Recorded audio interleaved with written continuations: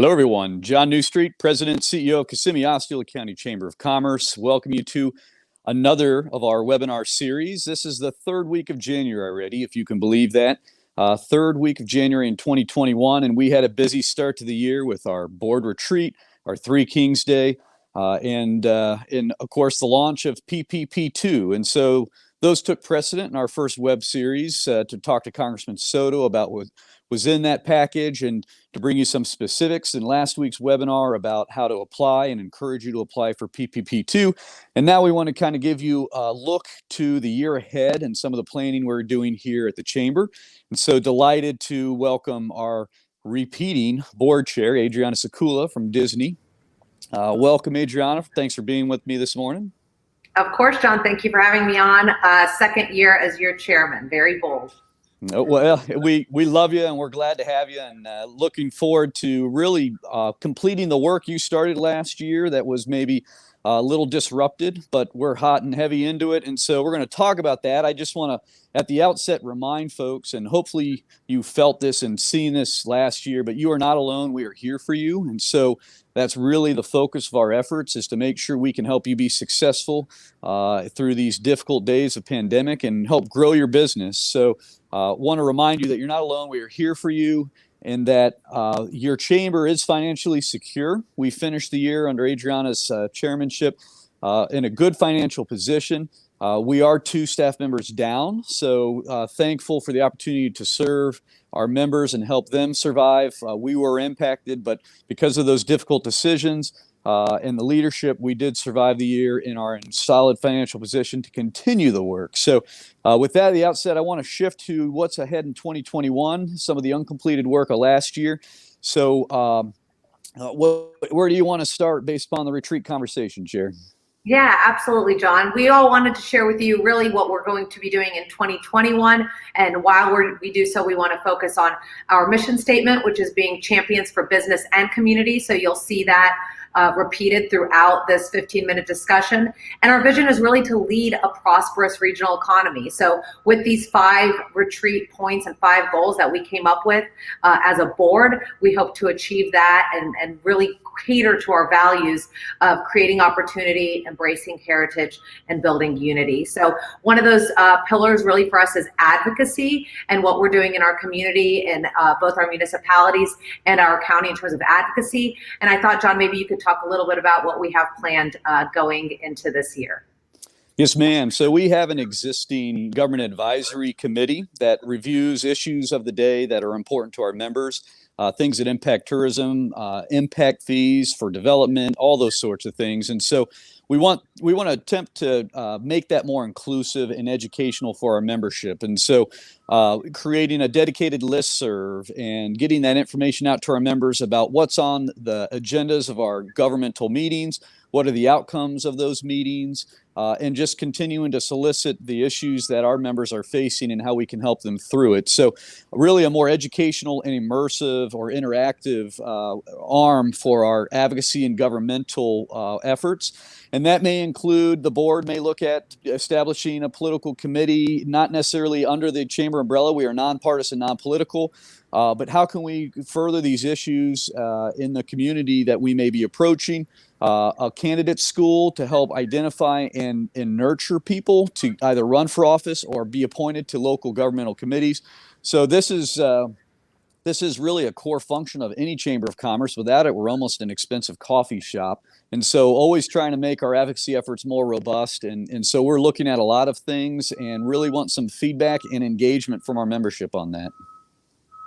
Absolutely. And with the connection that we have both with our municipalities and our county and our school district, we already have that connection and that partnership with our local governments. But how can we take it to the next level to truly guarantee that our businesses that are a part of the chamber are succeeding and truly being prosperous in 2021? And Madam Chair, to that point, that's why we call it government advisory and not government relations. We really are trying to be supportive in our interaction with our governmental entities, who often have very difficult decisions to make. We just want to make sure they know our perspective. So we talked about advocacy. I know governance is a big part of how do we carry that out under the big umbrella. Can you maybe talk to the membership about our goals for governance? Absolutely. So we have a very large chamber, very large board here at the Kissimmee Osceola Chamber of Commerce, and we want to make sure that we're as efficient and proficient as possible when it comes to making sure that our goals and visions are aligned. And how do we get that to happen? How do we make that possible? So we've taken a look at our governance structure on our board and seeing what changes we can make, small changes here or there, to really make sure that our mission is being accomplished with the folks that are at the table. So again, that's going to be an ongoing conversation that in the next few months, hopefully our board will take a vote on. But governance is an important piece in any ways that you run even a business or any board of directors or board of trustees. And it's been quite some time since our chamber has taken a look of how we run internally. So we want to make sure that we are not only doing really well external, like you're saying with our advocacy and government relations or advisory, but how are we internally? What are we doing at home to ensure that that we're positive and successful in the outcomes that that we hope to achieve in 2021? And so that brings us really to perception, and can the governance and the way we carry out our work really be recognized in the community, in and outside of our community here in Osceola County? And what leads into that is our efforts in economic development and our educational system. And so you'll recall at retreat, we talked heavily about the good that our education and our school district are doing, and how can we help magnify that, amplify that message so that folks recognize we have good schools.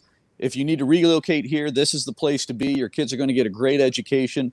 And so we are, under your leadership, really looking at how do we gather the right people into the room to focus on amplifying that positive message about our education system. Absolutely, John. And we've had a lot of conversations with the Osceola County School District about how do we share that message? And so we're planning a few things going into 2021 where we're continuously also educating our members on why Osceola County is not just a great place to work, but it's a great place to live and to raise your family with a high-class K through 12 education system. So that perception sometimes does need a shift, and you might ask, where does a chamber fit into education? And you know, John, and I know our members know, and I know as we're bringing companies into Central Florida, people care about where their children are educated, and they want to ensure they're getting the best education possible for where they're living. And so if you're talking about businesses moving here or larger businesses even relocating here, we have to have high-class education. Good news is we do. It's just a matter of sharing that information with everyone, and that is truly a responsibility of the business community to do so. So I'm glad that we are taking that on in 2021 as well, John. So I want to shift. We want to help education and school district with their branding, so to speak. But chances are we got to take a look within, don't we? So you want to talk about our branding effort? Yes, absolutely. So we kicked off 2020 with a big goal to help rebrand and revamp the chamber. And that was unfortunately put to a halt just very soon into the year. As we all know, the pandemic kind of made everyone pivot a little bit. And we took a step back, and we have decided in 2021 to relaunch that rebranding campaign, which is something incredibly exciting for the chamber and for the marketing and rebranding committee that we've put together internally. So we had an RFP all set and ready to go. And for those of you watching who are in marketing or rebranding, we will be relaunching an RFP coming up in the next couple of months.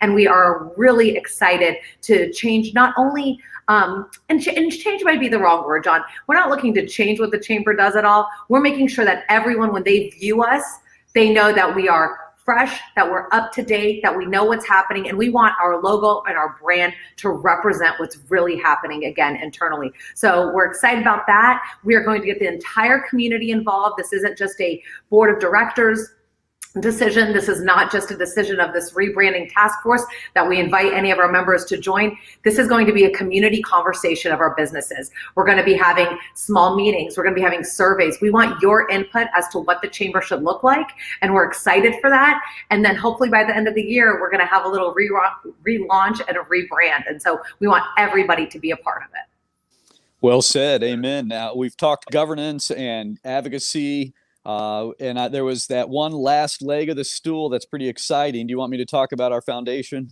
Absolutely. We have a lot of new exciting things happening at the foundation, so please share them with us. Yes, ma'am. So we've done some deeper dives here on our web stream platform last year about the new programs that came over from Community Vision. So the Chamber Foundation now hosts Leadership Osceola, as well as our Health Leadership Network. And so these are two amazing things that will complement our program of work. And so Leadership Osceola, of course, is finishing up its application process. We have a very healthy number of applicants to run through the program this year, and so that application may be closed now, but we're looking forward to really exposing future leaders of Osceola to their backyard. What is Osceola? How does it come together to build those relationships through the program? It's an outstanding program, 30 plus years in the making, and we're so excited to finally host it here. And so Leadership Osceola is here developing our future leaders, but we also have the Health Leadership Network. Again, this has been in existence for quite some time. I can't speak to it exactly, but I've participated in the last few months since it's come over our way. And when I get on that call once a month, it's 40 plus people from all walks of life who have an angle or touch healthcare in some way. And they're really looking at the social derivatives of what's driving the metrics here in Osceola County. So obviously you have your health systems, but on top of that, you have transportation. Are people getting access to the health? So all these different things are coming together. It's a very powerful group. It's open to members and non-members, but they're really driving the conversation on health here in Osceola, and I'm so proud that it's come our way and we're connected to that effort going forward. Absolutely, incredibly exciting, and like you said, just another leg of everything that the Chamber is doing.